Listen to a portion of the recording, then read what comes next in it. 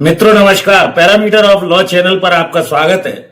मैं आपका मित्र रिटायर्ड जज अशोक शर्मा आपका हार्दिक अभिनंदन करता हूं। 8 मार्च 2026 महिला दिवस के रूप में माना जा रहा है, क्योंकि विश्व में इसको महिला दिवस के रूप में माना जाता है। तो महिलाओं के महत्वपूर्ण कानूनी अधिकार, women's right in India, important rights कौन कौन से हैं, ये इस वीडियो में बताने जा रहा हूं। देखिए, सबसे पहले न्यूयॉर्क वगैरह में 15,000 महिलाओं ने इस बारे में आंदोलन किया था। 1908 में भी ऐसा हुआ। उसके बाद 1910 में कोपेनहेगन में हुआ। 1975 में पहली बार यूनाइटेड नेशंस ने ये महिला अधिकारों के बारे में जब बात उठी, उसके बाद ये महिला दिवस 8 मार्च को मनाने लगे सभी देशों में। तो सुबह से शाम तक महिलाओं को जो है स्वतंत्रता रहे, इसके लिए बहुत सारे कानून बनाए गए। महिला के साथ यदि किसी तरह का अरेस्ट किया जाता है तो वो सूर्योदय के बाद और सूर्य अस्त होने के पहले किया जाएगा, ये आप सब जानते हैं। महिला अधिकारी उसकी विवेचना करेगी, कोई ऑफेंस अगर उसके अगेंस्ट किया जाता है। महिलाओं के महत्वपूर्ण अधिकार में सबसे पहला अधिकार उसको मेंटेनेंस प्राप्त करने का अधिकार है।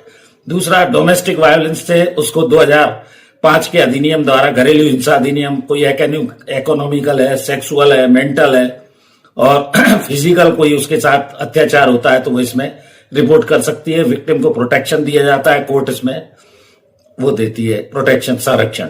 दूसरा, पॉस्को एक्ट वगैरह, posh act, sexual harassment of work place, कहीं वो नौकरी करती है उसके साथ कुछ होता है। ये Vishakha versus state of Rajasthan का एक महत्वपूर्ण मामला था। भंवरी देवी के साथ सोशल वर्कर थी, रेप वगैरह हुआ था। तो ये सभी प्राइवेट सरकारी संस्थानों में एक अधिनियम लागू है।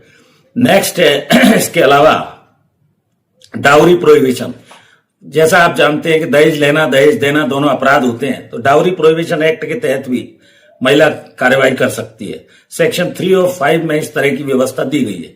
इसमें कम से कम 5 साल तक के सजा का प्रावधान है, यह आपको जानना चाहिए। और जैसा मैंने अभी बताया कि हर जगह विशाखा कमेटी बनाई गई है, चाहे प्राइवेट हो, सरकारी हो।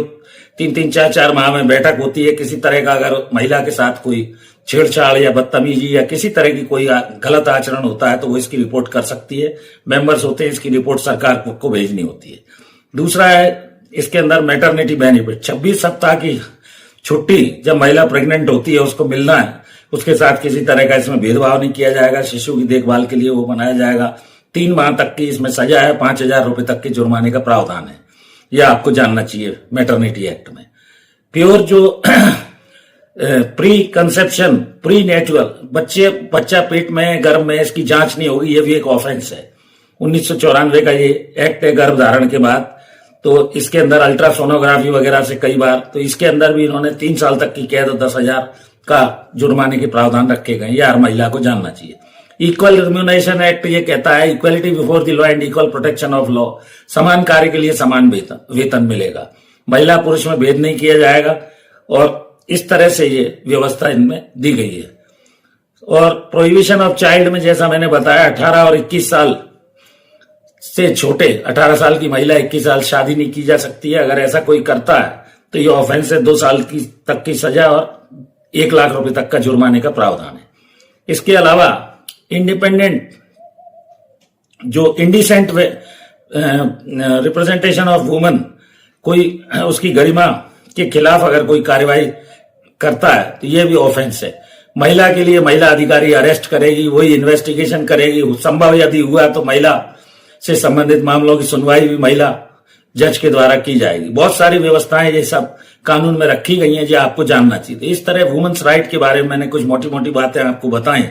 हर महिला को इन अधिकारों की जानकारी होनी चाहिए। जैसा मैंने अभी बताया, मेंटेनेंस का अधिकार, डोमेस्टिक वायलेंस होती है उसके लिए अधिकार, प्रिवेंशन ऑफ सेक्सुअल हैरेसमेंट से संबंधित अधिकार, इसके अलावा डाउरी प्रोहिबिशन से अधिकार, मैटरनिटी बेनिफिट का अधिकार, प्री कंसेप्शन और प्री मैटर, अगर गर्भ में बच्चा है तो वो जांच कराने के लिए उसको दंडित जो करेगा उसको किया जा सकता है। इक्वल रेम्यूनरेशन का अधिकार, प्रोहिबिशन ऑफ चाइल्ड मैरिज का अधिकार, इंडिसेंट अगर रिप्रेजेंटेशन करता है, महिला के असली चित्र बनाता है, कहीं छापता है, दिखता है, तो ये सब ऑफेंस बनाए गए हैं।